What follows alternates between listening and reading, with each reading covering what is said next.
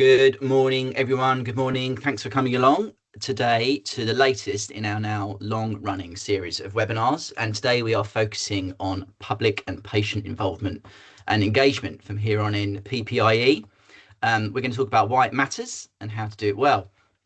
I'm Tim Parry. I'm a director here at Claremont, so I'll be chairing today, trying to keep things moving and moving us through the agenda. Please do use the chat function. You're probably already seeing messages in there. Tell us who you are and where you're from. And you can use the chat function as well to interact with each other and share resources and make contact. All that's fine. Try and keep it friendly. We have a really wide range of organisations along in the audience today. People from health, medical, research and pharmaceutical organisations, universities, public bodies, local authorities, alongside a whole load of medical research charities, trusts and funders as well. We're conscious that some of you might be kind of elite PPI practitioners, and some of you maybe just be tipping your toe in the water for this world. So we're hoping that we can cater for both ends of the spectrum across the presentations and discussions we've got for you across the next 90 minutes or so. Our agenda looks like this. First up, we've got Claremont MD Ian Fannon, and he's going to make the case for why PPIE matters and the difference it can make to improving research outcomes. So he's going to share lots of what we've learned at Claremont over our time working on these programs. He's also got a new framework which we're releasing today. That's going to be available after the webinar for you to download. But he'll share that framework view, which is all about how PPI thinking can be extended beyond just sort of study design and operational issues into recruitment and comms efforts as well. We've got some thinking to share with you about what that might look like. After Ian finishes, I'll be having a conversation with a PPIE participant. We've got Dave Brown. He supported a number of different studies over the last 5 or 6 years, most recently working with Acrivia, a partner of Claremont's, and Dave's been helping to shape a major mental health study called Global Minds. So we'll talk to Dave about why he got involved in PPIE, what he gets out of it, good, bad, maybe a little bit of ugly as well. And then we'll spend the rest of our time, an hour or so, depending how things go, with our panel in discussion, hearing a range of perspectives on PPIE. I'm going to introduce all our panelists fully later, but I'll let you know now that we have joining us Angela Polanco from NIHR, Naho Yamazaki from the HRA, Kate Harvey from Our Future Health, Bob Phillips. Well, Bob seems to be from everywhere, but Bob Phillips is from University of York, Leeds Leeds Children's Hospital, a number of other bodies as well. Suzanne Bird's joining us from Pfizer, and Ian and Dave will come and join the panel as well. A lot of experience to share from across that group. So you can start thinking now about questions you'd like to ask that panel. There's a Q&A function and a chat function up in the corner of your screen over there. Do feel free to use those. We'll try and field as many of your questions as we can when we get through to the panel session. Okay, that's enough by way of introduction. So we're going to do a bit of scene setting, and I'm going to hand over to Ian. If you'd like to come up on screen, Ian Fannon, MD of Claremont, is going to run through 20 minutes or so to set the scene for us. Ian. Morning, everyone. Okay, let me get the presentation up. Can you see that okay? Looks good, Ian. Great. Okay, so yeah, I'm going to talk about PPIE and how to do it well and why it matters. So these are the things I'm going to focus on. Initially, a very, very high level summary of the problem and the case for change. A couple of examples of projects we've worked on where we believe the PPIE work we did made a difference. And yeah, as Tim said, a new framework that is focused mainly on the way in which PPI can be used to support trial recruitment and communications, not just the trial design itself. So first, a little disclaimer. So I'm just going to move something out of the way because it's getting in the way of my view. Yeah, I'm not a scientist, is my disclaimer. I'm a communications professional, but I've had the privilege of working with many scientists over the last 20+ years to encourage public participation in research, from my time working in-house at charities like the British Heart Foundation and MS Society, to our work at Claremont over the last 8 or 9 years, supporting various medical research initiatives, working with the public, not-for-profit and private sectors, including Our Future Health. I'm very pleased Kate's with us today, NIHR. I'm very pleased Angela's with us today, and also large-scale trials such as the NHS Gallery Cancer Trial, Heartburn Health, Global Minds, Uscreen, and others. So across most of that time, there's been a really clear and growing consensus that the public and patients need to be more involved and engaged in research, both to improve its design, not just how it's done, but why, and to improve the way people are invited and supported to participate, in particular to improve ethnic and social diversity among research participants. And I think progress has been made over that time, but the published evidence is clear that the PPIE is still too often seen as a compliance tick box rather than a vital partnership endeavour with the public that can change decisions and improve research outcomes. And I think that's the shift that's needed and what we're going to try and unpick today. So I'm not going to present a full-scale lit review on what's been published in this space, but I do want to highlight what I think are the main challenges that are surfaced through the various academic papers and reviews, and which we've often seen in our work as well. So I already mentioned, that tokenism problem and the fact that PPIE is frequently used too late in the process. Lots of the published work has shown that this is an issue, that PPIE is often undertaken to satisfy funder or ethics requirements rather than to shape substantive decisions. And sometimes that means that involvement happens after the research questions, protocols, and methods are already pretty fixed. And it's got kind of seen as a sort of a rubber stamping exercise, and that can really limit the influence of PPIE. That can reinforce power imbalances between researchers and the public, and it's often been criticised, that approach, as being quite performative, and that can undermine trust in the whole thing. As an extension of that, that's kind of scope of influence being limited. I think even where PPIE is present, contributors are often positioned as advisors rather than partners, with kind of unclear remits, not really any authority to challenge assumptions or redirect research priorities. And that means lived experience is invited, but not always treated as of equal value to professional or technical expertise. And then narrow and unrepresented participation. I think this is a particular bugbear of mine that we'll come back to. I think we often see that kind of you have almost semi-professional PPIEers who that are returned to again and again, and that there's a place for that. And Dave, I'm sure we'll talk about his experience as someone who's done PPIE a number of times.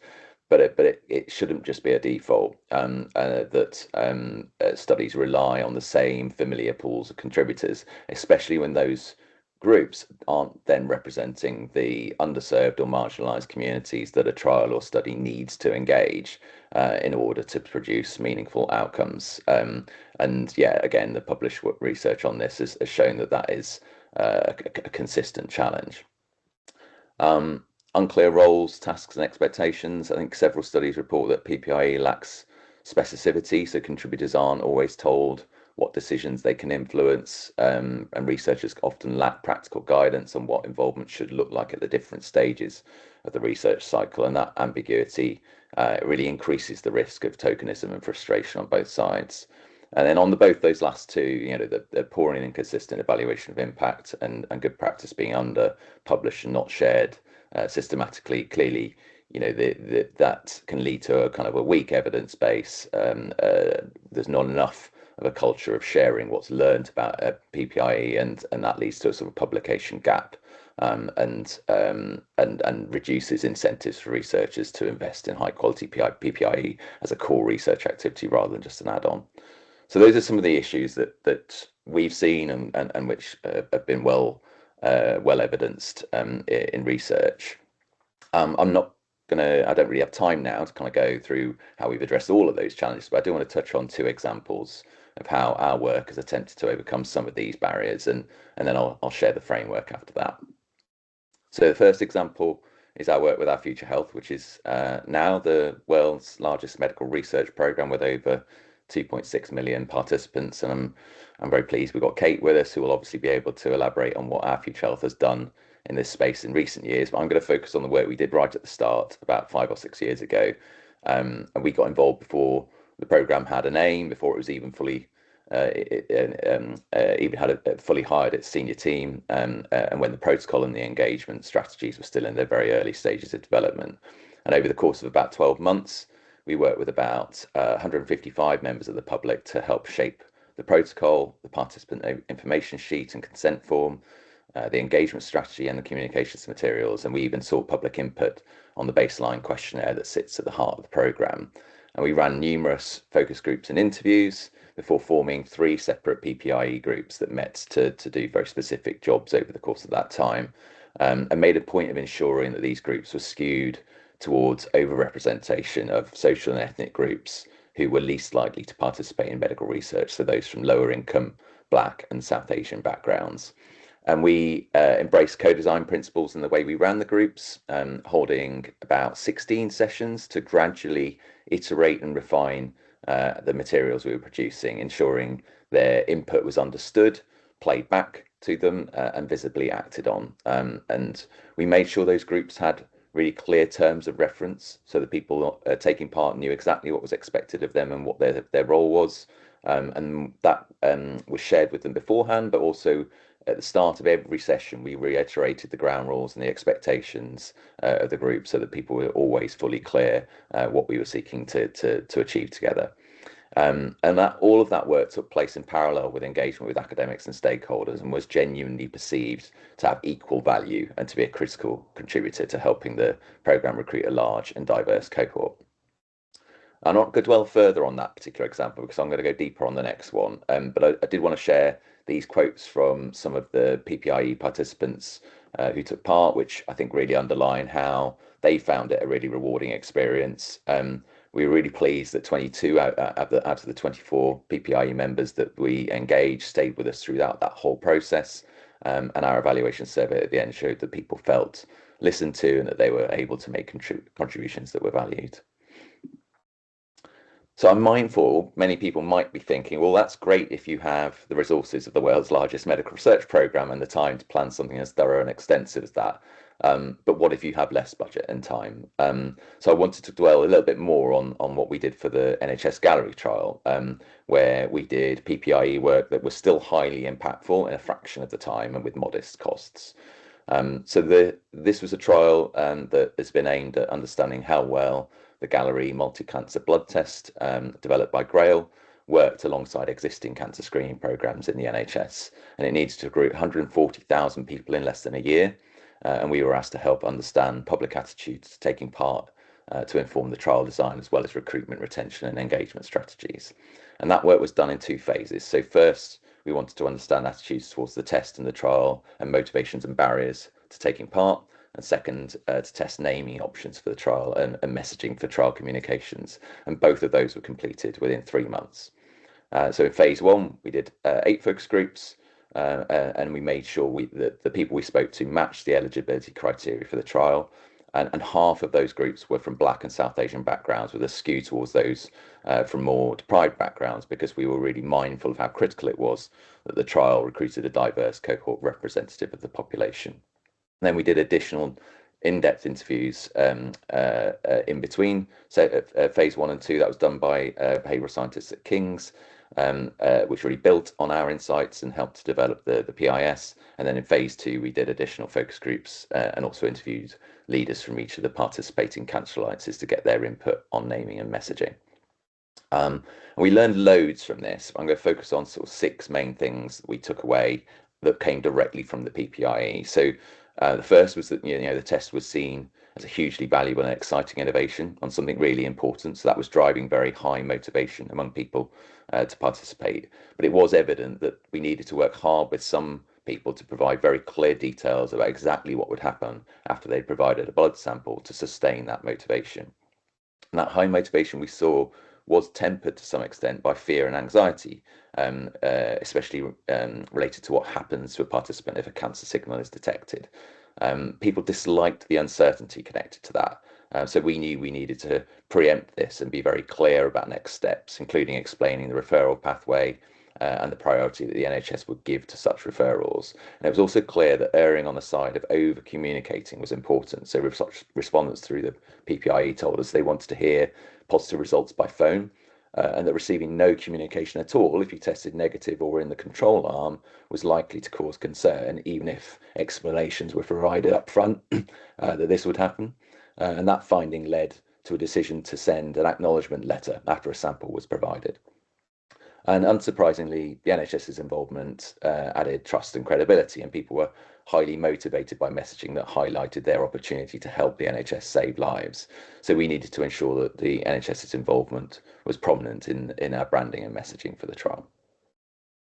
And we know that in the general population, many have low science literacy, so it was clear from our groups that the trial design was hard for people to understand, especially the role and value of the control group. So we needed to ensure that the participant content explained the why, not just the what, behind how the trial would operate, to minimise the risk of participants perceiving being randomised to the control group as an inferior outcome, which could impact retention. We did notice that issues of trust were greater among Black respondents, especially around DNA storage of samples, and that could suppress motivation to participate. So we felt that information alone wouldn't be enough to resolve this, and that community engagement through trusted influencers and networks was going to be really key there.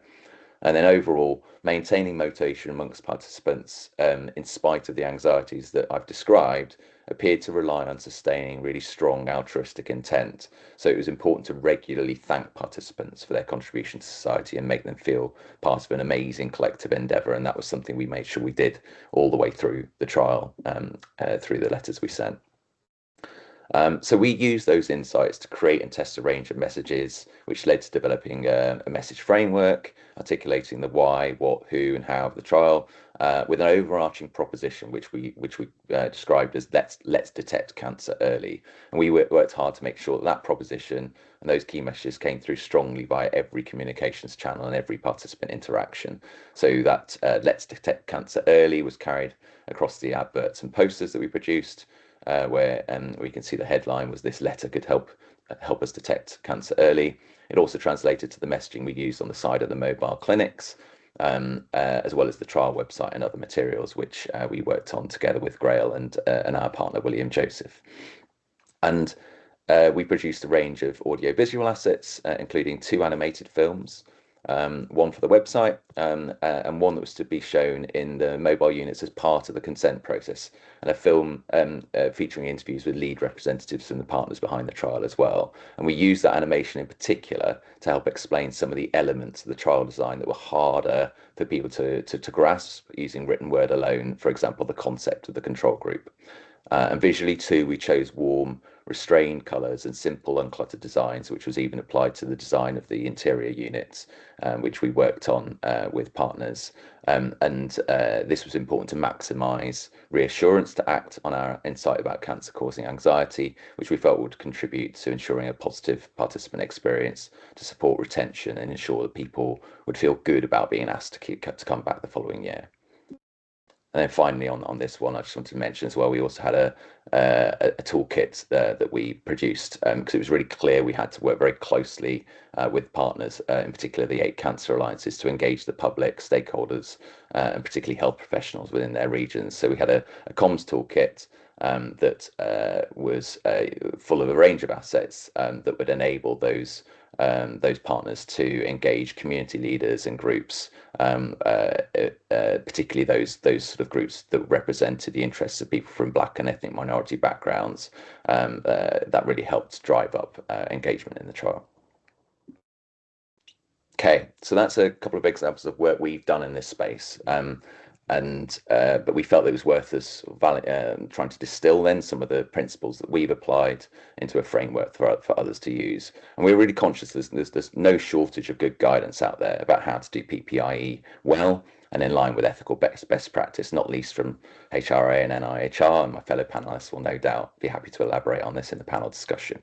But we felt there was perhaps a gap around how PPIE can specifically influence trial communications and engagement to support recruitment. So we developed a framework that we hope will provide a memorable way to help others apply some of the most important principles to doing PPIE well. So it's called Sign Up, and a downloadable version of this will be available on our website from today. I think one of my colleagues will be dropping a link in the chat. So S stands for share the pen. So this is as much about mindset as methodology. It's about centering the people with actual lived experience, so they steer how the trial or the study is communicated to people like them. The first and most important thing is to ensure you're speaking to the right people. So as I mentioned earlier, be wary of just defaulting to existing PPIE panels that may not represent the breadth and diversity of those you need to engage, and try to shape the look and feel of materials together and co-create messaging and imagery so that people recognize this is aimed at them and is designed in a way that fosters trust. And make sure you record what changes and play it back to your group so they can see they've been heard. I is for insight into invitation. So obviously any study must respect ethical guidelines and not coerce participation, but you can still ensure you've understood the behavioural barriers that might put people off and the drivers that might encourage people to consider taking part, and use these insights to inform your invitation materials and user journey. So ensure the value exchange comes through in that, why the study exists and why it's worth taking part. Address concerns early, especially anything related to time, safety, and data issues, and get your message hierarchy right, ensuring the most important messages are prominent and explained and expressed clearly, and carry through the words and the phrases that resonate most across all those communications channels available to you. G is for guardrails, and ensuring that you protect both participants and the study by making sure that communication is clear, accurate, and respectful. So this is about balance. Don't allow messaging to stray into promotion or coercion. Be clear on the claims being made and the evidence behind them, and allow participants to make fully informed choice. So build a transparent approval process as part of that, that includes steps for public to contribute and be clear about what are those opportunities and what's the scope of that influence, and also make sure that when you're doing that work, provide a clear explanation of how participant data will be handled, and balanced descriptions of benefits and risks. The N is for networks. So, often we know that PPIE is most effective when done in partnership with organizations or community leaders who already have roots in the community you're trying to engage. And working with them can help overcome trust challenges and bring culturally diverse groups to the table in a safe space to get their input. And this can be really powerful in developing study communications in the optimal way, but also make those networks more inclined to share those materials through their channels once your study is live. So what's key is that you're not extractive in doing that. Try and build long-term, mutually beneficial relationships and ensure any partners feel fairly remunerated for the contribution and kept informed of outcomes. Then U is for usability, and making sure participation is easier by ensuring everything is clear, accessible, and simple to act on. And actually, referring back to our work with our Future Health again, I remember we wrote and rewrote those materials to try and get the reading age as low as possible. And that means simple, plain English and short sentences. And you can also use imagery, structure, and pacing to aid comprehension. And think about the journey from invitation through to participation and beyond, and remove as much friction as you can, and ensure the whole experience feels consistent so that there isn't a disconnect between invitation materials and other touch points such as websites and portals or face-to-face interactions at study sites. And consider those with extra needs as well, and offer alternative formats to access information where needed.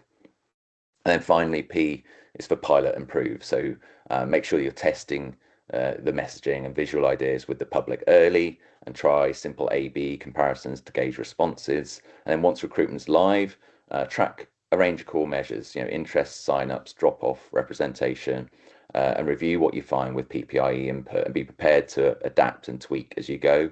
And that might mean returning to the Research Ethics Committee, but if your study timeline allows that, it can make a really big difference, and you shouldn't be put off by the idea of going back to rec. Often you can do that with just minor amendments, and it can be still a much faster process than the original rec approval process.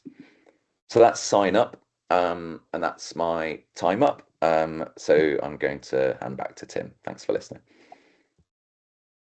Thanks so much, Ian. You're going to hang around as well and join us for the panel later on. So you've got, in fact, I can tell you've already got some questions based on that. So we'll put those to you a little bit later, but you can head off for the time being, and we'll welcome in Dave Brown. Dave, you can come on camera. Hiya. There you are. Morning, Dave. Hi, Tim. Morning, Tim.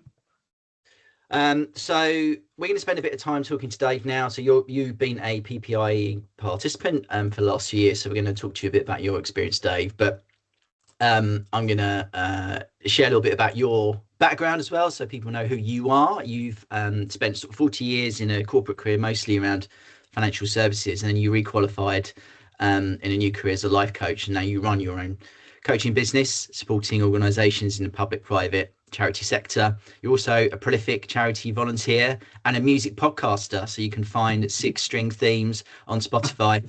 And this is a public forum, so I can say that Dave's invited me to go onto that podcast. And now legally you can't take that back because it's on the record.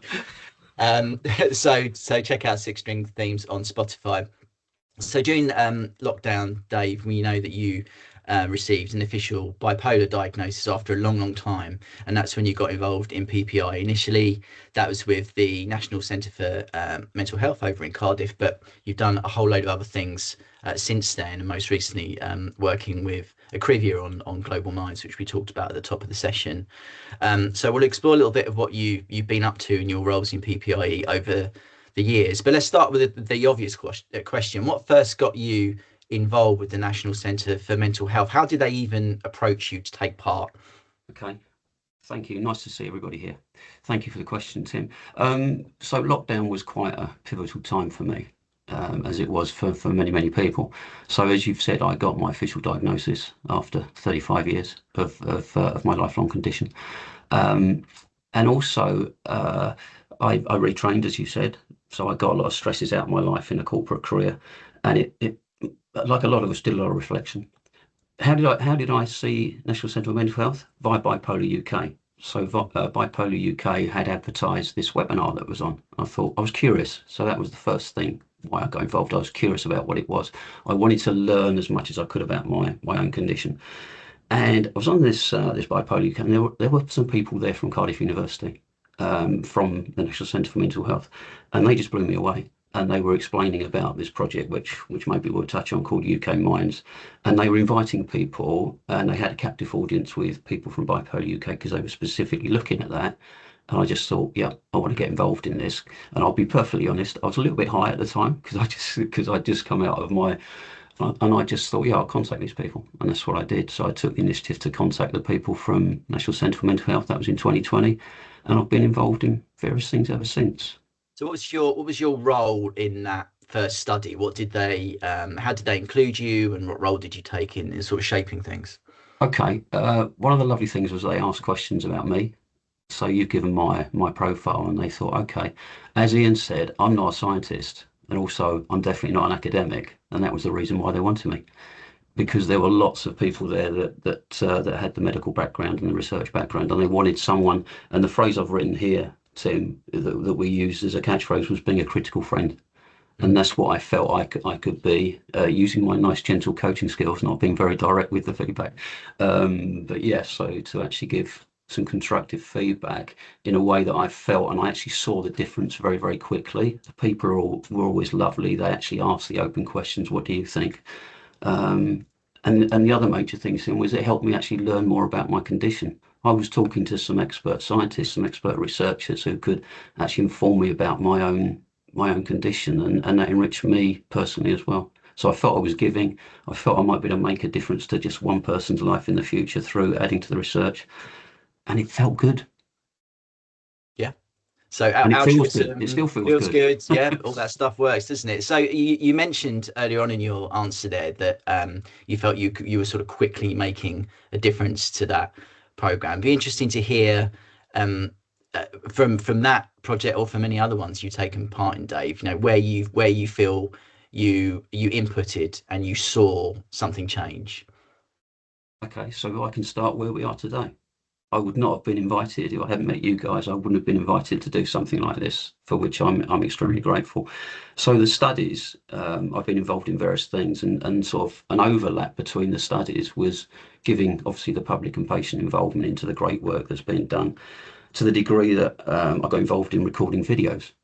I got involved in recording podcasts. I got involved, which was very transparent, in actually helping design literature.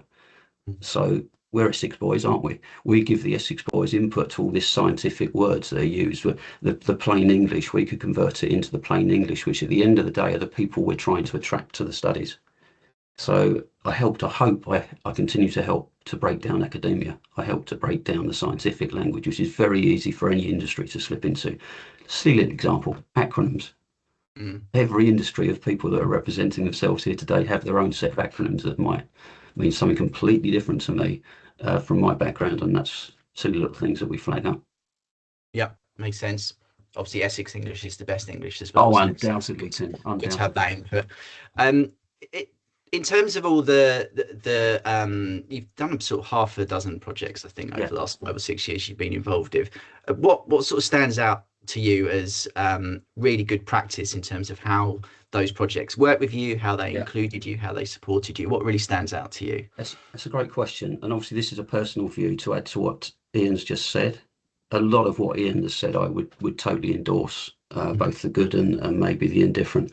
I've just written a quote down here, Tim, if I may just share it. And I've written here, and this is for the researchers, the people running the projects, rather than saying, and sorry, I'm reading my notes here, how do we involve PPIE? How do we involve the public and patients? I've written here, how do we actually design the study with those people it's meant to serve? People like me going forward. And that for me is a key thing.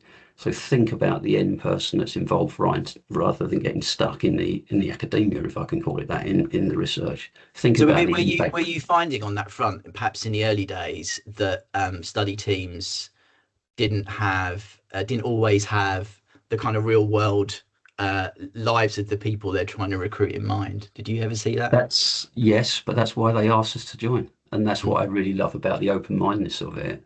People, sometimes we have blind spots to our own blind spots, don't we? And that's what I think is really refreshing about the community that are on the call today, is that they are prepared to ask Essex boys into their studies to give inputs and things. So, and are there still ways that you could be more included? You could have more of a role, more ways that the PPIE could improve in your experience? I think there's a two-part to that. There's one, attracting people. So the recruitment is one side of it. And then the second side of it is actually retaining people, if that makes sense. There's a subtle difference there. So we may be attracted. We're all motivated by different things. People come into the studies for different reasons. And then actually staying. So the experience I've had is people drop off. And then I'd always be interested as to why is that. And I'm sure the teams query that with people that may drop off. But going back to your point, and I think Ian made it as well about, I think he said serial PPIEers. Really good point. There's a natural conclusion for when you need to drop off, and for me it's when I feel, and I will ask the direct question, I cease to add value, because there's only so much value that I can add. You've explained my background, and that's what I bring, and my life experiences to a study. So when that ceases to be a value, I will move on. I accept that this isn't for life, but I love doing it at this stage in my life, and I'll continue to do it until both parties feel I'm not adding value. That's a decision you'll make for yourself, and you'll know that point. I'll know that point. But it'll probably be a gut thing, Tim. It'll probably be a gut thing that I'll recognise that. Yeah. Okay. One of the things Ian talked about as well was being wary of sort of being extractive for anyone, kind of dropping in, taking what you need from them and then kind of going away again. Do you think the studies that you've been involved with have done a good job of, taking you on a journey with that study as well, and having a longer term relationship with you? Yeah. If I can be perfectly frank, and as you said, I've been involved in a few, so it's variant, if I'm perfectly frank. But I think there's an onus on the PPIE people as well. It's not all waiting to be asked or waiting to be told. It's also actually putting yourself forward and volunteering for certain things, engaging with the study, not just waiting to be asked, if that makes sense. Because that's a major thing for me, is actually feeling like I'm part of the community. Because I've met my pack here with a lot of the people that are involved in this, and we're all there for a purpose, to actually help people with conditions such as us in the future, I believe. Okay. All right. Thank you, Dave. That's a nice point to leave it. But can you stick around, because we're going to move into the panel discussion now, Dave? Yeah. Thanks so much for your thoughts there. So let us ask the rest of our panelists to all come on camera now, if they could. We've also got Ian as well. We can only spotlight so many people, we found out. So there's a couple of people who may not be on camera, but I promise you they are there. You can use the chat or the Q&A function if you want to pose a question towards a particular panelist. And we've already got a few lined up, and we'll do our best to get to as many of those as we can over the next sort of 50 minutes or so. So let me introduce who we have on screen here. In our panelists, thanks everyone for joining us from the NIHR. We've got Angela Polanco. Hi, Angela. So you're National Head of Public Partnerships. You bring a huge amount of professional and personal experience into the world of PPIE. So thanks for joining us. From the Health Research Authority, we're joined by Naho Yamazaki. Hi, Naho. You're Deputy Director of Policy and Partnerships, leading a range of initiatives that focus on public trust in research, transparency and meaningful PPIE. We have Kate Harvey. Hi, Kate, who's from Our Future Health. Kate heads up participant and public involvement there for this major national research programme, the one that Ian talked about earlier on. And you're also leading some work around public dialogue and deliberation. It'd be nice to talk to you about that, Kate, over the course of the session. We've got Bob Phillips. Hi, Bob. Thanks for joining. You're a Professor of Paediatrics and Evidence Synthesis at the York Medical School, Honorary Consultant in Paediatric and Teenage Oncology at Leeds Children's Hospital. You're also Director of Candlelighters Supportive Care Research Centre. It might be good to hear a little bit about that centre when we talk to you, Bob. And throughout your career, you've been involved in PPIE, but particularly in the last sort of 20 years or so around young people in research. And I know it's something that Angela's really interested in as well. So we'll talk about that. And you tell us you're forever open to how that can be done better, which seems like a good mindset to be in. And then finally, we have from Pfizer, Suzanne Bird. Hi, Suzanne. You're a recruitment specialist and you lead the development of patient-centered recruitment and retention across Pfizer's clinical research. So there's our panel. Like I say, we've still got Dave and Ian with us as well. Use the Q&A and get involved. But I think if we ask nothing else, we should start with the most obvious way into this, and that's to ask a few of our panelists to reflect on what they feel good PPI looks like in your world, and what bad PPI might look like, and how to avoid that. And Suzanne, do you mind if we start with you? What does good PPI look like at Pfizer in your world? Well, good morning, everybody, and thank you for the question, Tim. Well, to me, I mean, in general, it looks like partnering with patients, caregivers, and the public in meaningful ways to both ourselves as the company, but also for public partners who are involved in those activities. And in practice, like the ideal situation, this really means gaining input into research priorities and the unmet needs right at the beginning of design, and then following through into working together on meaningful endpoints for patients. So things like quality of life and improvement into daily activities. But we're looking for feedback on specific protocols, digging into that schedule of activities and our IE criteria, and then really hearing what our patient population needs as support when they participate in our clinical trial, and then collaboration on the content of the materials that we are providing. I think a core element of what good PPIE is where participant involvement is really considered in the approaches and goals for every functional line. So right from feasibility through to the operations team, our clinical team and medical teams, as well as our recruitment and retention, even our data, what do we collect? And then I feel like bad PPIE is really where the involvement of the public is poorly planned and then really disconnected from like real decision making, because that really delivers value for either parties. And an example of that could be inviting a patient to an activity after the key decisions have already been made, where there is really no opportunity to make any change. And then perhaps quoting a single patient comment or taking a single comment out of context to justify your pre-existing plan. And then maybe just taking that patient story for marketing purposes. You're not really trying to make any change, and you're just trying to sort of show people that you are thinking about it, but you aren't really. Thanks, Suzanne. Yeah, I think that some of that sort of hints at this idea of tokenism, which is a bit of a red flag in this space, isn't it? I might come over to you, Naho, actually. So when researchers say they've done PPIE, what's the difference between, you know, evidence of their activity that's really convincing and encouraging for you, versus something that seems a bit more superficial? Yeah, so just sort of touching on what good looks like from our perspective, we have a best practice principle in this area. So that's about involving the right people, involving enough people, involving those people enough, and then describing how it's done and how it helped. So the evidence comes from that aspect. You know, if you've done all those things, and if you describe those things properly to the research ethics committees, then that would help them decide if the research is important, relevant, and acceptable to potential participants. And that's what the committees will be looking for.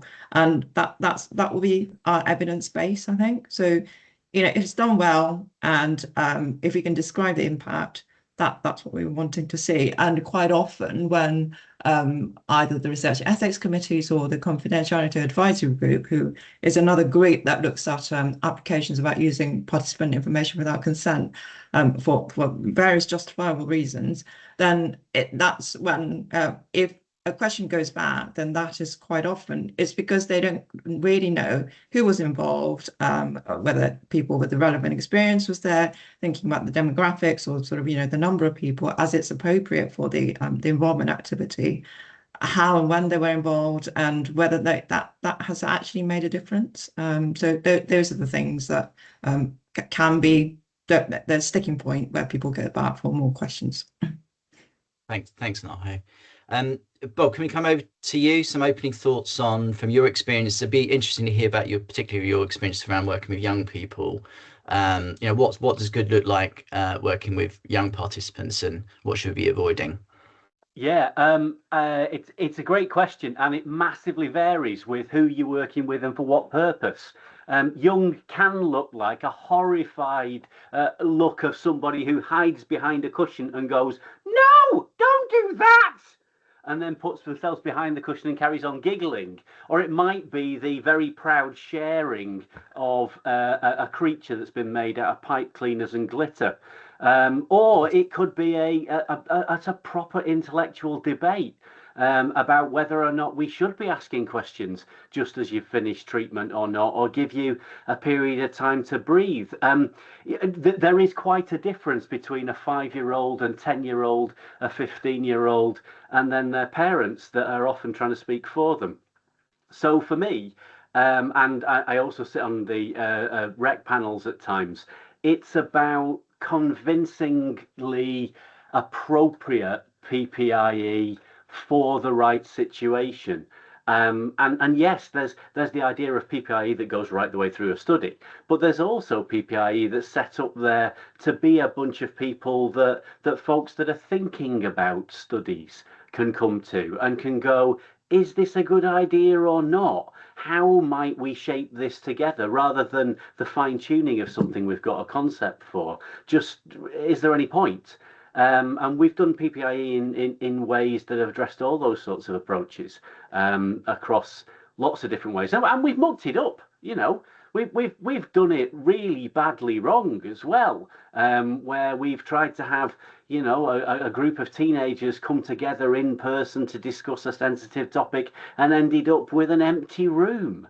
I mean, it's great because we got to eat the pizza, but not great from that angle. And instead, having them all on video, occasionally opening their cameras up, and then the cameras staying open, and then them arguing amongst themselves, rather than trying to pull them all into one place. So yeah, impossible question to answer, but a bit like when you have a good meal and you know it's good. I think it's something along that lines. Okay, all right. I might just probe a little bit on you hinted there at some of the kind of innovative, you know, imaginative ways you have to engage, particularly younger children. You talked about sort of pipe cleaner monsters and that kind of thing. Can you tell us a couple of examples of how you've had to think differently when you're engaging those really young audiences? Yeah, I guess I guess coming from a paediatric and a working with young people's point of view, they're not massively innovative. It might be to people who work with grown-ups and have conversations as though you know what you're talking about. But after you've been in clinic for more than 6 months and been vomited on a few times, you realise that that's just one way the world works, and that there are lots more fun ways.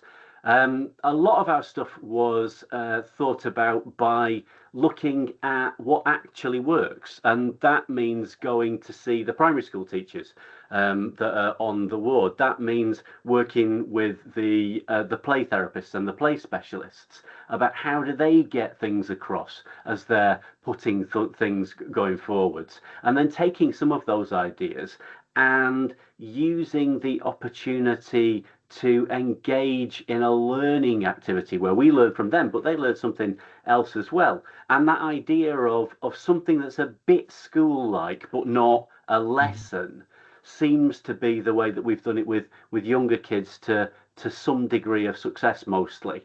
And then with teenagers, more the sort of the open opportunity for debate and discussion, but leading into it, not starting with, this is a patient information sheet, could you please tell us if it's good enough? Thank you very much, we'll now go away. There's definitely something along those lines. Thanks, Bob. That's really helpful. Angela, can we come over to you? It'd still just be good to get your reflections on, what good looks like for you at NIHR in terms of PPIE, but do feel free to reflect on how young people feature in that as well. Hi everyone. Thanks for inviting me to be a part of this panel. I think one of the key takeaways here is about partnership. It really is nothing more than making sure that patients and participants and families feel like they're partners in this process. They're the ones that are living with the condition. They're the ones that have to take part in the trials and receive the treatments. So it's really important to make sure that when researchers are thinking about studies, that they think about what are the single most important things to this patient population.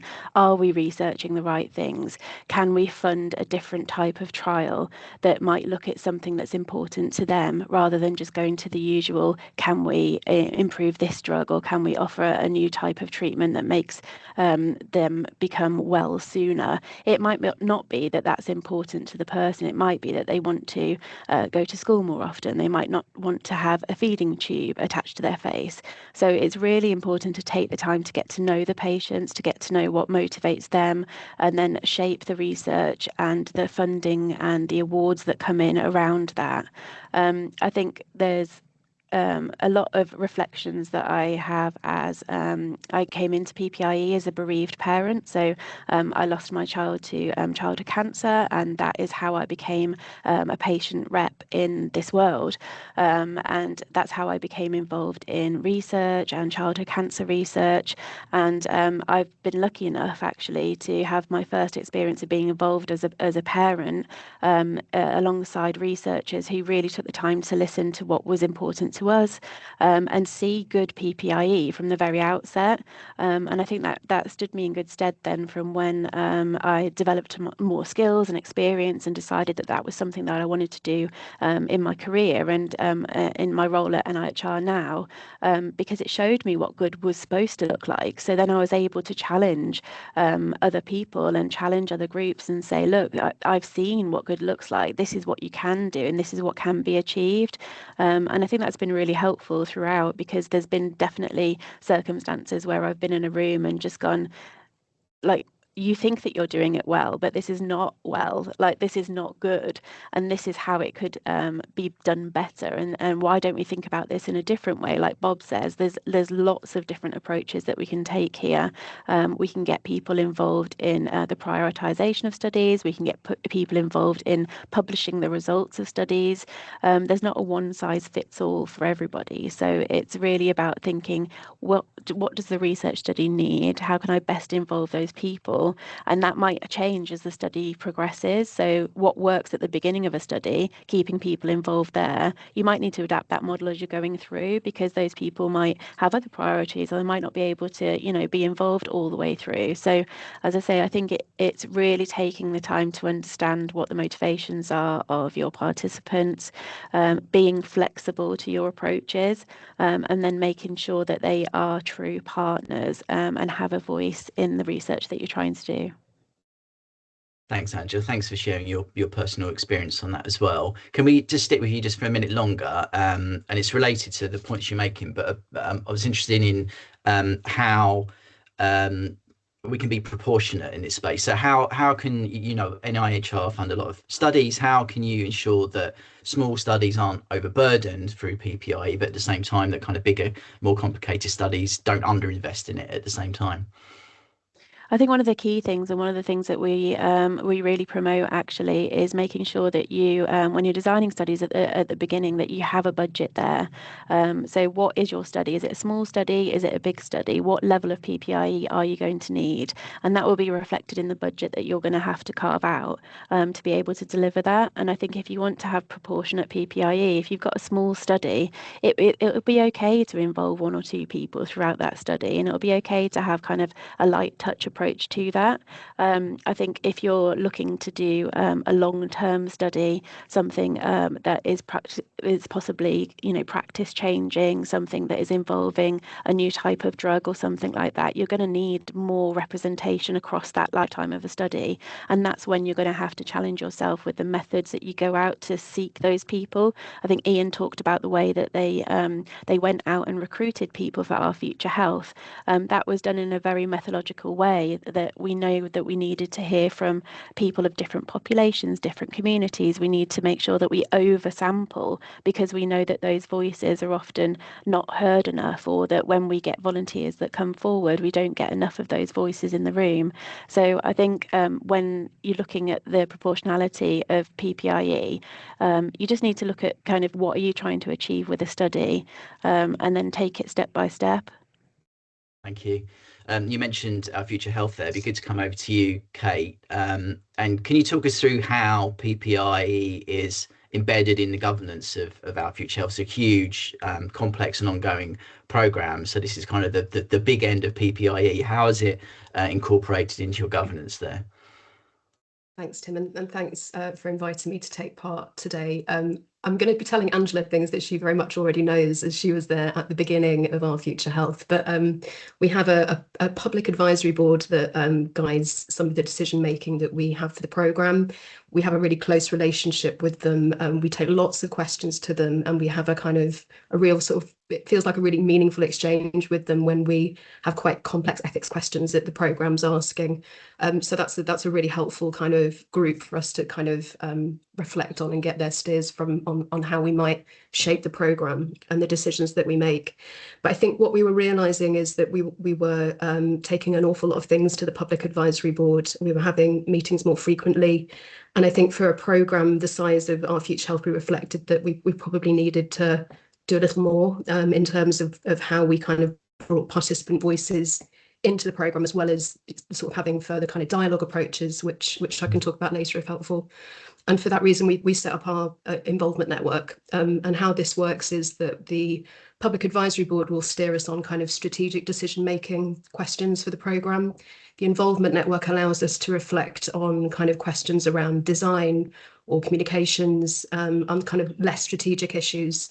But what we wanted to do with that involvement network, so it's got kind of, I guess, double purposes to a degree, is that where we've had kind of large-scale dialogue activities with participants and the public, what we didn't want to do is kind of lose their, you know, ability to continue to shape the programme if they wanted to. So for every dialogue we run, we offer the people and the participants who take part in that dialogue an opportunity to join our involvement network. Now, some say yes, some say no, but it was really important for us to, you know, basically make that happen, so that it wasn't a kind of grab and go approach and we have all these rich discussions in a kind of dialogue context, but then the participants never hear from us again. That didn't feel like an ethically good thing for us to do. So I think it's using those kind of governance structures in order to ensure the programme is kind of supported ethically by participant and sort of public reflection and shaping and making sure that happens.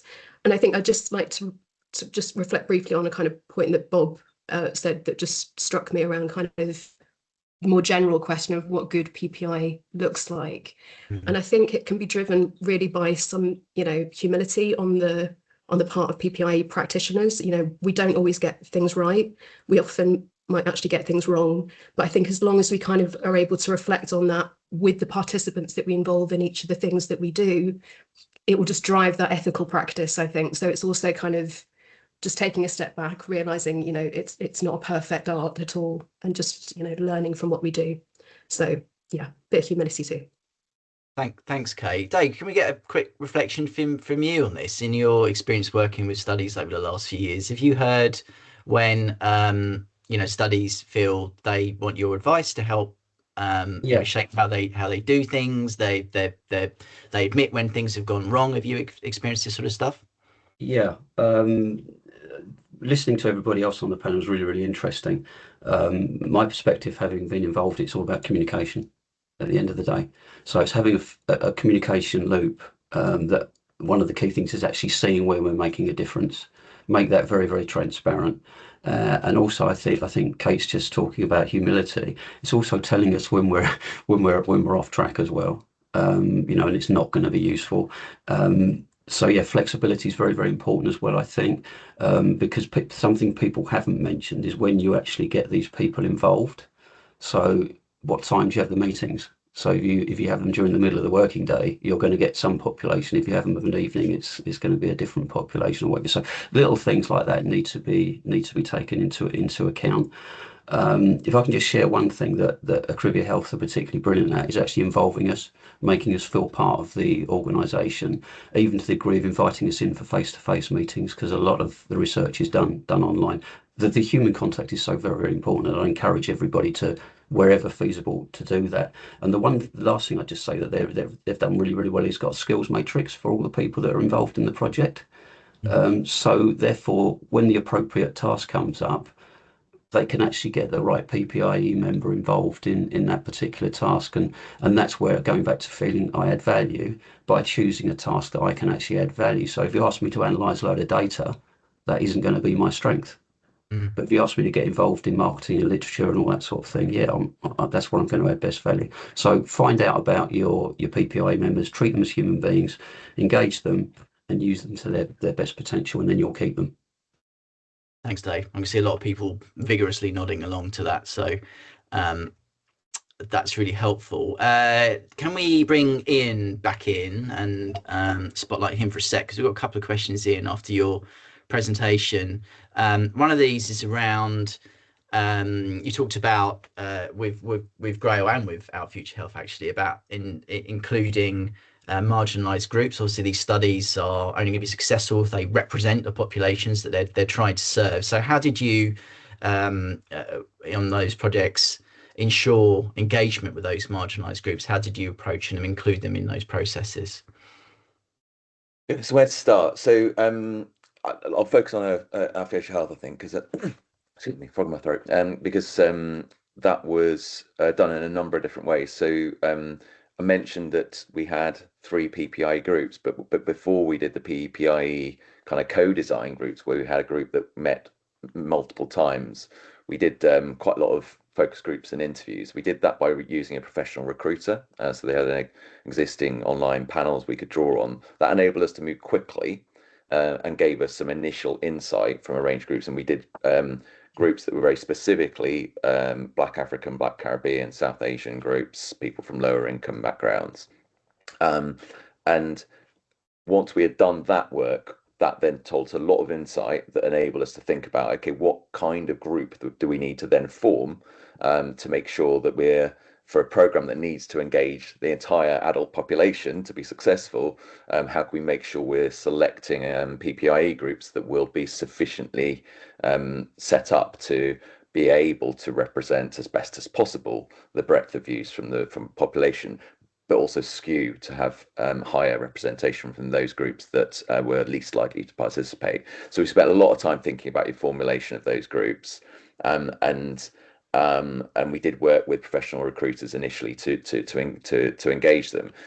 What we then ended up doing much later, I think it was about another year on from that, was as the program had moved into a stage where it was beginning pilot recruitment, we identified a need then to do some further work that was very specifically with Black African, Black Caribbean, and Bangladeshi community, I think it was, to really understand how could we. By that stage, a lot of the materials had been created with the insight we'd had from the earlier work, but there was a sense of we needed to really make sure that as that went into live, then recruitment, we were getting the engagement strategies with community organisations, etc., optimized to make sure that people from those backgrounds would see themselves in the program and want to participate. And so we identified a range of community organisations. I think they were in Manchester, so one of the areas of Manchester, and another one in Lewisham, which helped us then recruit from those local communities people who were not necessarily hand raisers who will be on the sort of online panels for professional recruiters, because that's always a limitation of that approach.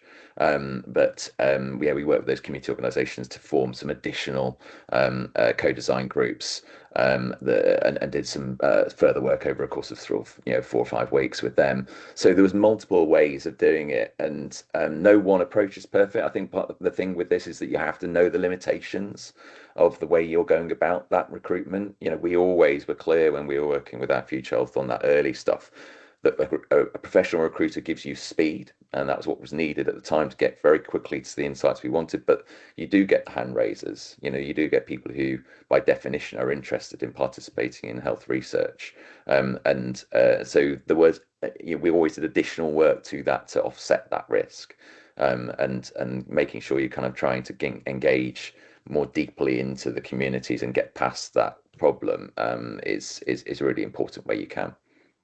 Thank you. Bob, can we come to you on this same point, but through the prism of working with young people and children? Any particular methods that you've used and approaches you've used to include families and young people? Yeah, I just sort of reflect on the word recruit, and it sounds really sort of well planned and it's got a system behind it, and accidentally end up with a bunch of people who turned up would perhaps be a better description of the strategy we used. Well, we've done a couple of things. We're really lucky in the area that I work, which is children and young people's cancer, in that there is a high level of trust. It's not complete, but there's a very high level of trust in the research, the researchers, and the people who are delivering the care. And research and clinical care are very much intertwined in our subspecialty, which I think has then a huge positive, because people see research is happening because care is happening, rather than it being a thing that is outside and done to people. And they see the way that things change because research has happened, even through a 6 to 9 month period of being treated and then a follow-up afterwards. So that in itself generates, I think, a higher degree of sort of comfort with the idea of being part of research and trustworthiness of what researchers are. And so we've done straight up advertising with putting out little tiny links and things through children's cancer charities that a lot of people get into and then have volunteered through. We've run and still do run an award-winning PPI group that runs about 3 times a year outside school hours, because there's no point in trying to do anything like this in school hours, at the weekends, and we've done parents groups in the evening after bedtime. So if you try and put something on around 6ish, then you're going to end up with virtually nobody coming up because it's bedtime, bath time, homework time. You've got to put it on later and allow for these things to happen. And then changing what we've done over time, we have been invited and turned up to groups that have gone on for other purposes. So there are peer support groups for teenagers with cancer that run fairly regularly. And then we've said, well, you know, you have an event at these things. We could come and do an hour with you as part of that event. We have had similar things with parent support, coffee and chat things, where we've gone along with stuff that's more about parents, so things around support for parents or the way parents feel about certain elements of research. So a bit, yeah, I'd like to say strategic, but more picking up the opportunities when they're there rather than having a very, very fixed approach to what you have to do in life. Okay. Responsive is just as good as strategic. Thanks, Bob. Naho, can we come over to you? Bob's very fortunate to have a kind of high trust environment where he's doing his work. Let's talk about trust a bit more. And as we're seeing studies get more data driven and operating at wider scales, how do we sort of maintain trust amongst participants in these huge data driven studies? I think really ultimately it's about transparency and making sure that people are aware of what is happening. I wouldn't necessarily talk about sort of data-driven approach that sort of eroding people's trust, but it is more about making sure that you are very clear on the purpose of your involvement in the first instance. It's planned well and then explained in a very clear way why you're wanting to involve those people, what the processes are going to be. And another really key factor, I think, that's been talked about already is about feeding back about the impact of the involvement that you had, and really making sure that there is that loop. I think one of the sort of biggest thing that loses people's trust in of those people being involved is about the lack of that feedback, and really sort of saying when things that people have suggested through those involvement activities, whether they've been taken up or if they haven't been, the reasons as to why that was the case. And there might be really sort of justifiable reasons or all sorts of reasons, but people want to know why that is. And when it comes to the research itself as well, for the participants, again, that feeding back about the findings of the results is so important, and that often doesn't happen. And that is one of the kind of key aspects of losing people's trust in research. So those are the things that we really need to reflect on, I think. Thanks, Naho. Ian, do come in. Yeah, I just wanted to add a really quick point. Fully agree with what Naho was saying, but an additional thing we've seen that's really important is and I mentioned it in my presentation, but it's being really clear on the scope of the group's influence, and if you're seeking input from elsewhere at the same time in parallel. So when we were doing some of that work I referred to with our Future Health, we had a couple of PPIE groups running at the same time because we felt that was the best way to make sure we were getting the breadth of views from different groups from different communities. So we had to say at the start, but by the way, we've got this other group we're also talking to and asking the same questions. And so we might get a different perspective on this when we speak to them, and we're going to try and pool what we hear from both groups and try and make decisions off the back of it. But we'll make sure we come back to you and tell you if that's the case and why. So as long as you're saying that in advance, as long as people know where the decision-making processes are happening and who else is influencing it, then people don't mind that, but they will mind that if you've not told them. And then there's this sort of black box of decision-making happening. Thank you. Suzanne, have you got any thoughts on this and how it works at Pfizer, how you keep your participants engaged over the longer term, how you get that feedback loop going? Yes, so this can be quite tricky. There are several different reasons, really, because sometimes what we hear from our participants and what we can do, they don't necessarily go together. And then it can be very difficult as well to do with the timing of when we do our insights. So a lot of the time, a lot of the key decisions have already been made, and we have to think about, what can we actually influence. So, I try and think about what is good feedback and what does good closure look like. And I think a very consistent theme that's come across from everybody here is really that transparency. So, really trying to explain to people up front about what is in scope and what isn't. And then coming from a global company, it can be very difficult again, because we are trying to speak to participants across a lot of different healthcare systems. And we try to provide, centralized support and then advise local teams and what can, what we have heard, and then what can actually happen. So really trying to be transparent up front about what can and can't take place, but also, explaining what did we hear? We heard this is what we have considered, and then this is what we have decided and why. And then even when a specific request can't be met, provide feedback that shows, we're being influenced, our thinking in different ways. So, even if it's a partial or indirect influence, it can be very difficult to sort of phrase that in a way that that makes the teams comfortable, because there's a lot of corporate considerations that we have to take into account, and what people want to do on a personal level and provide that feedback versus what we can do commercially can be quite different. So I hope we get it right a lot of the time, but it can be difficult. Yeah, I suppose in we heard from Dave earlier, didn't we, that at the early stages there's a dialogue between what is and isn't possible, and it's managed expectations. And I suppose it comes back to your transparency point, just being honest and open up front about what can and can't be shaped in a way that doesn't compromise the study is such an important start to getting PPI up and running. Thank you.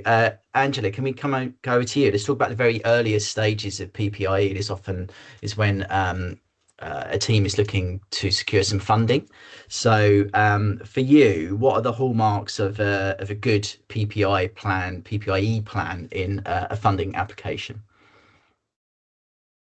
Thanks, Tim. I think when people are starting to think about research, we obviously have a number of services at NIHR that can support researchers with thinking about the research question and the methodology that they want to choose. When they're thinking about PPI, I think the single most important thing for me is this addressing something that's important to that patient group? If it's not, then I would recommend that you kind of go back and think about what is it that you want to get funding for and align that to the patient need. I know sometimes that's easier said than done, but I would always kind of just take the time just to say, is this something that the patients need and want and is going to improve their life? Because at the end of the day, it's for them that we're doing the research. One of the key things, as I mentioned before, is funding. So making sure that you have allocated budget for PPIE, not just to go to a patient group at the end and go, ta-da, look at our brilliant research study, what we've created, look at our patient resources. Don't they look pretty? Real collaboration, real co-design. I would like to see that there's sufficient budget in that plan to make sure that you can speak to people at depth and have that breadth of input into the methodological approaches that you're going to take in the study, like even as far as what statistical model you want to use. There are some patients and participants that know all about that, and they can help you and advise you. And then what are your plans for how you're going to keep those participants in the trial once they've been consented and recruited? Because that's also important, because you can't have outcomes that change practice if you don't keep the participants right until the end of the study and you get that quality data. So that's really important as well. And I think one of the key things that I would always look for in an application that was coming for review or to see whether it would be funded is, how are you going to disseminate the findings of this research? So as Naho mentioned, have you got a plan there for how you're going to communicate the results of your research in a way that people can understand? Are you going to communicate them in a way where people don't have to sign up to, paid for journals where the results are written in a way that you know, Joe Bloggs from the street is never going to be able to access that. So how are you going to share that? And I would really like to see a plan that, you know, incorporates our charity partners, our community organisations, our voluntary sector partners. You know, they are the people that are really close to the patients and their families and the people affected by these conditions. So you need to see a plan that utilises them into that dissemination plan, because it's no longer just good enough just to say, we've done this study, we've put it into a journal article, here you go, if you pay £30, you can access it, and you can translate all of the scientific terminology. So yeah, I think a really good application for me has really clear involvement from the beginning, a plan for how you're going to keep those participants all the way through, and also how are you going to disseminate that information, and making sure you've got enough budget all the way through to make sure that happens meaningfully and valuably. Thanks, Angela. Yeah, Bob, please do come in. Thanks. I agree with loads of what Angela's said. Just a couple of practical points. Sometimes, certainly in our experience, a lot of people have not wanted to take up the money that's being offered for PPIE, because this is a voluntary activity and they want to give to the research and make it better. And so sometimes we get to the end and we're turning back to funders going, I'm sorry we didn't spend this budget. It's not because we didn't try. And maybe a little bit of understanding from funders that having it there is important, but spending it isn't a bad thing in a sense. And the other thing from a bit of a funder's hat is there's the James Lind Alliance priority setting partnerships that have now existed in loads and loads of different areas that give you sort of core areas. And we're seeing more and more funders that say we're addressing this priority. And that's a really evil tick box exercise as well sometimes, where people are not. They're going, we're taking this line and we're ticking against it, but we're not really addressing this priority. We haven't really explored it properly. And that pre-funding PPIE to make sure you are addressing, like Angela says, a real problem that people really want to answer. And that can be a challenge for academic institutions and so on, because it's the phase before you've got the money in the first place, but you actually need some money to do it. And that, I think, remains a logistical issue, and something that I know we've managed to get over by input from university, from charities, from others, but I think might be a problem that exists for people working maybe outside of larger groups. Thanks, Bob. Dave, you got a take on this? Just a quickie, if I may, just to add a bit of a different dimension. One of the pieces of work which I was involved in with the Cardiff School of Medicine, obviously there's lots of PhD students there, and one of the pieces of work that we did that was greatly valued was we actually helped them understand PPIE by writing some training programs, giving some personal experience and things like that. So it's actually trying to help educate future generation of scientists, future generation of researchers, the value of PPIE.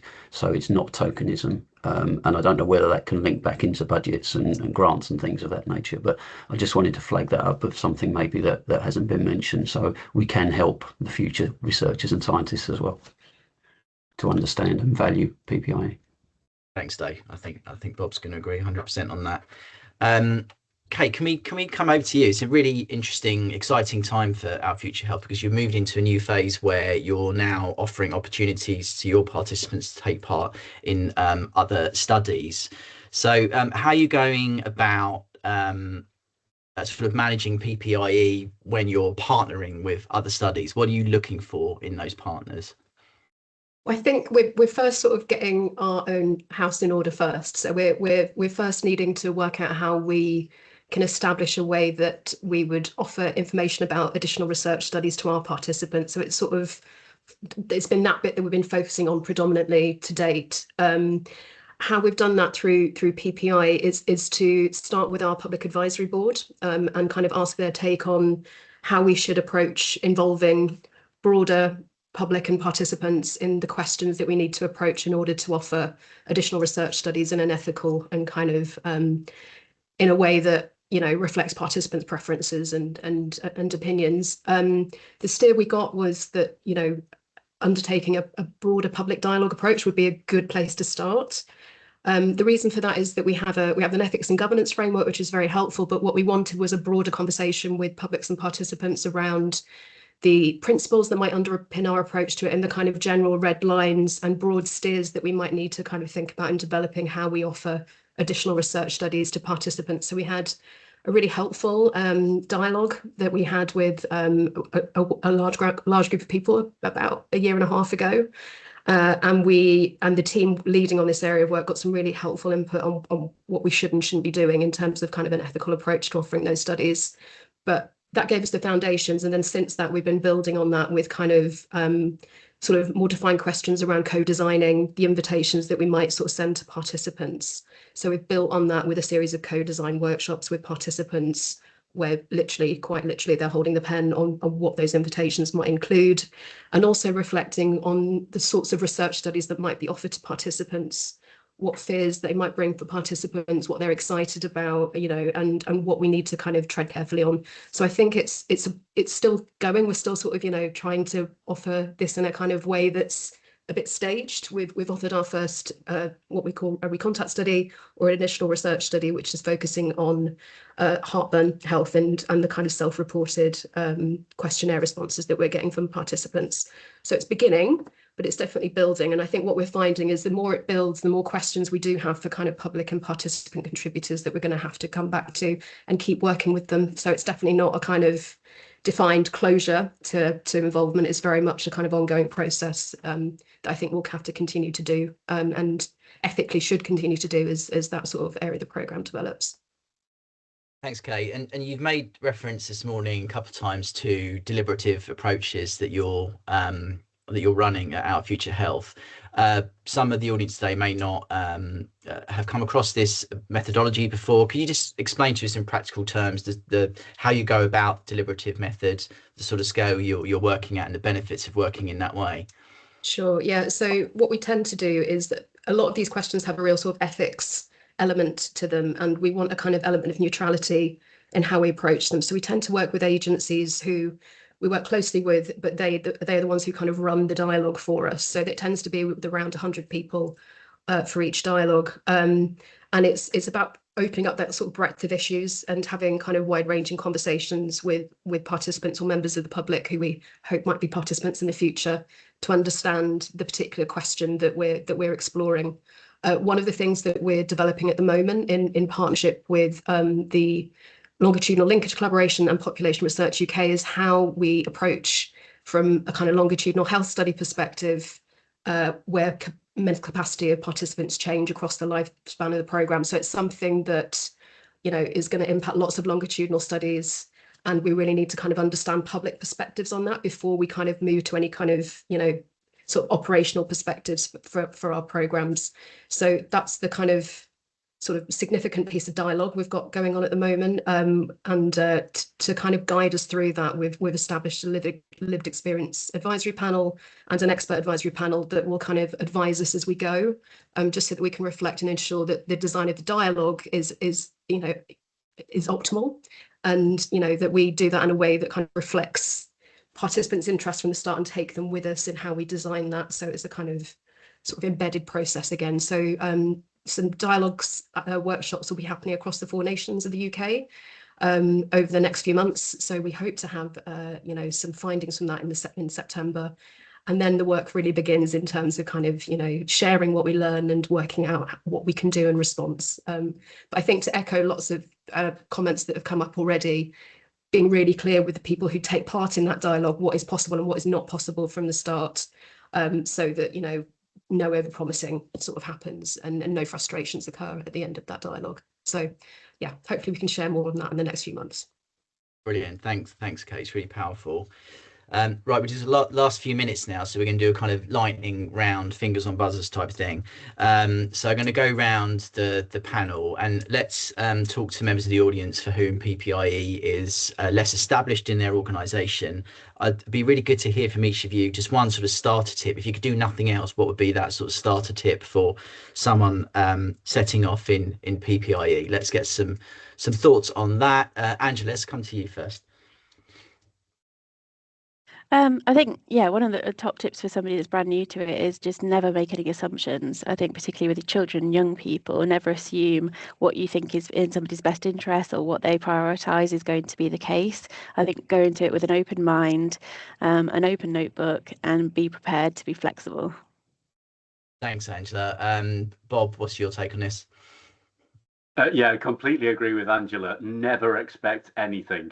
I would say a big craft table, lots and lots of things that aren't going to stain clothing. And when you're thinking about dissemination, why not get an expert involved? There are people who have worked in the film and TV area for years, and they are really quite good about getting messages across. Put your budget into getting a small filmmaker. They really are worth their weight in gold. Fantastic, thank you. Suzanne? I would suggest think about what decisions are really still open as part of your design, your recruitment or your retention approach, that when you speak to a patient, that their families, themselves, anybody involved in their care journey might actually help you answer. And then you can make something with, make a change with value quite quickly. Thank you. Thanks, Suzanne. Naho, what's your thought on this? Well, if you're new to this, I'll just say ask for help. And then find out people doing similar types of research to you, because that's probably the most relevant type of experience that you're looking for. You don't really need to reinvent the wheel. There's lots of people doing lots of really good work out there already. And one of the things that I might flag is we are supporting what's called Shared Commitment to Public Involvement. That's 38 organisations from across the health and social care sector. So these are funders, researchers and regulators. We're all agreed that public involvement is important, expected and possible in all types of health and social care research. So if you come to our website, you'll be able to find out all those organisations. Approach one of them. They might be able to help. Thank you. Very practical advice. Thanks. And Kate?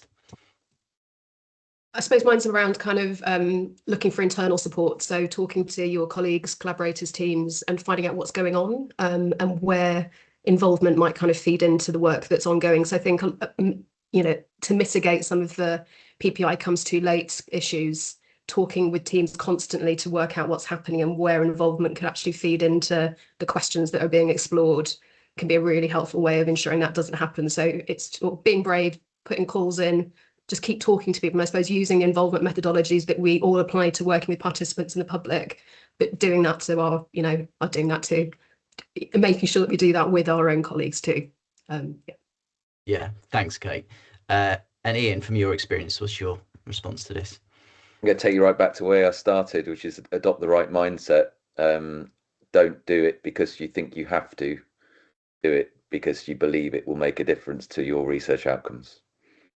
Thank you. And Dave, fittingly, you're going to get the last word on this. What's your top tip for getting started successfully in PPIE? Okay, two things. One, I have said about actually all of you guys sharing, doing some sort of peer support, because I've been involved in a lot of projects and we go over the same thing time and time again. So share your ideas, whether you've got some sort of panel or something that you can actually do some peer support, that would be brilliant. The other thing, Tim, I'd just say, keep us involved in recruitment. So, so for example, if there's a study that involves blood tests, get us to do it. And then we can really add value in how it works for us. But yeah, get us involved in the recruitment panels and get us involved in other panels as well. So have a PPIE representative from various different panels that you may be running. Brilliant. Thank you. Thanks, Dave. Okay, right, we're into the last 2 minutes, so we need to wrap it up, and I'll do that first of all by thanking everyone that you can see on screen now for their preparation and their contribution this morning. So thank you to Dave, of course, and to Ian, who presented, Angela, Naho, Kate, Bob and Suzanne, thanks so much for joining us and being part of this event and for taking questions and sharing wisdom. Appreciate all of that. Our write-up for this event and recording this event is gonna appear on your feeds in the next couple of days, maybe a little bit sooner than that if we can get cracking on it. And of course, if you need any support on your PPI thinking, Claremont's parked nearby, so come and tap on our window. We're really happy to support you with that. Otherwise, we'll wrap it up there. Thanks again to our audience and our panelists and for joining this event, and we'll see you in the next one. Thanks very much, everyone.